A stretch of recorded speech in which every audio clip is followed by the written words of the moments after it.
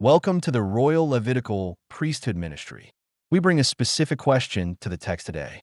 The question brought to the text asks if the temple location belief of Ernest L Martin is true. The draw opens with a definitive picture of the dismantling of an established system. Our lead verse is Enoch chapter 86, verse 6, which says, "And they began moreover to devour those oxen, and behold, all the children of the earth began to tremble and quake before them, and to flee from them." The oxen represent the established order and the accepted understanding of the temple location. This foundation is being devoured, causing the children of the earth to tremble and flee. The accepted understanding is consumed, forcing a retreat from the long-held physical location. We seek the truth of the physical, architectural, and geographical realities of the temple. The text bypasses abstract theology and zeroes in on physical dimensions. The most critical direct textual hit is 1 Kings chapter 6, verse 6. It reads, "Because there was a space all around the outside walls of the temple, so that the boards supporting the side chambers did not have to be affixed to the walls of the temple." This verse explicitly addresses the physical dimensions and the required space around the temple structure. It directly engages the core of the location debate. The elevated mount lacks the physical space to accommodate the temple, its side chambers, and the necessary surroundings without the structure being affixed to a retaining wall. The text highlights this exact physical requirement. Furthermore, the location is anchored to the seat of Davidic authority. 1 Kings chapter 1 verses 29 and 30 records the oath that Solomon your son will reign after me, and he will sit on my throne in my place.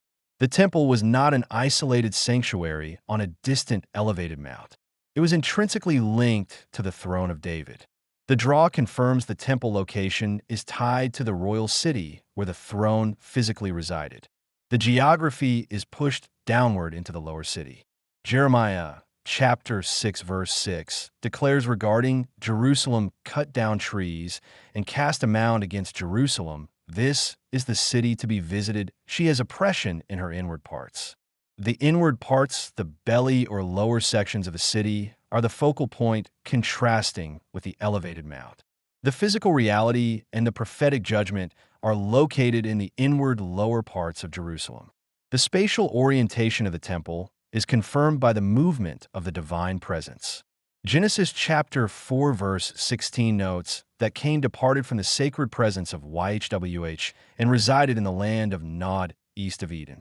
This echoes the historical departure of the glory of YHWH from the temple, which exited toward the east. The physical layout of the departure aligns with the topography of the lower city, not the enclosed, walled-off mount. Furthermore, 1 Kings chapter 9 verse 7 warns that this temple that I have consecrated for my name will I cast out of my sight, reflecting the physical departure of the glory from the specific location. We must also consider the holiness of this specific space and the movement of the divine presence. Leviticus chapter 16 verse 2 reminds us that YHWH spoke to Moses, saying, "Speak to Aaron your brother that he does not come at all times to the consecrated place within the veil before the covering lid that is on the ark, that he does not die, for I will appear in the cloud mass upon the covering lid." This sacred boundary was not merely a theological concept, but a physical reality tied to the exact location of the temple. When the people strayed from this physical and spiritual reality, the presence of YHWH departed.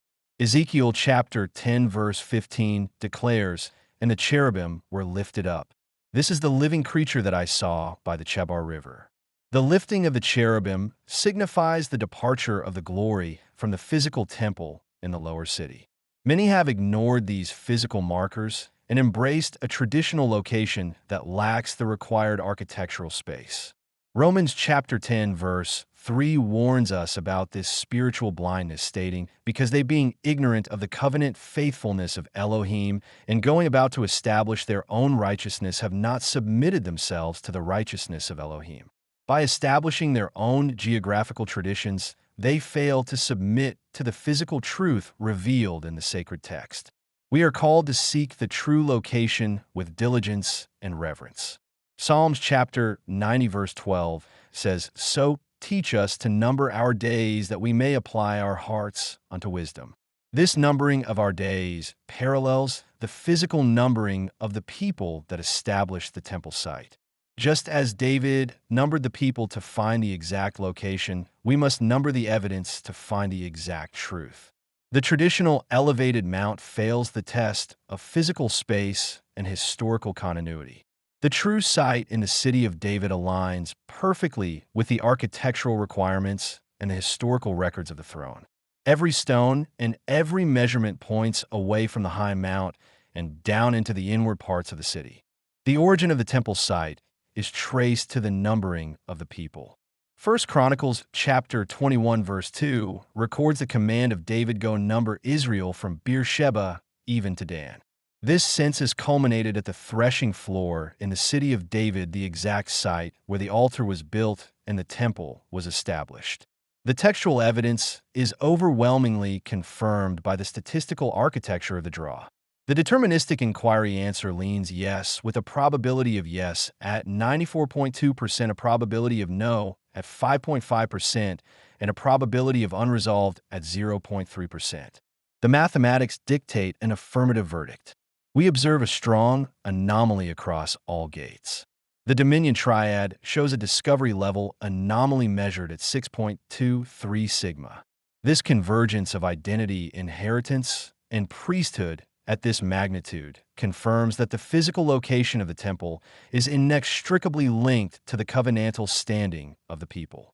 The polarity balance index leans yes with a positive 1.094 score, showing affirmative directional clarity.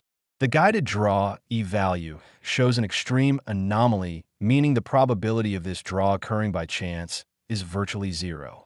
The convergence confidence index has crossed the threshold at 88%. The mathematics confirm the text. The Father is affirming the truth of this specific physical and structural belief. The established order is being devoured, and the physical reality of the temple is confirmed to be in the lower city in the inward parts of Jerusalem. We have weighed the architectural space required around the temple walls, which the elevated mount cannot accommodate. We have anchored the temple to the throne of David, locating it within the royal city rather than a separate mount. We have pointed to the inward parts of Jerusalem and traced the site back to the census and threshing floor in the city of David. The triple convergence standard and the extreme guided draw E-value signal that the Father is affirming the truth of this belief. Therefore, we close with a direct and plain answer to the question brought to the text. We give thanks for the clarity of the sacred text and a mathematical confirmation of the truth. The evidence is complete, and the verdict is firmly established for all who seek understanding. We now answer if the temple location belief of Ernest L Martin is true. Yes, the draw affirms this belief with a discovery-level anomaly. The physical reality of the temple is confirmed to be in the lower city in the inward parts of Jerusalem, just as the sacred texts have revealed to us today. The verses drawn in this Shield 17.10 session were Enoch chapter 86, verse 6, Genesis chapter 2, verse 3, Matthew chapter 27, verse 57, Genesis chapter 19, verse 38, 2 Samuel chapter 18, verse 29, 1 Chronicles chapter 21, verse 2. This concludes today's interpretation under the Shield Protocol.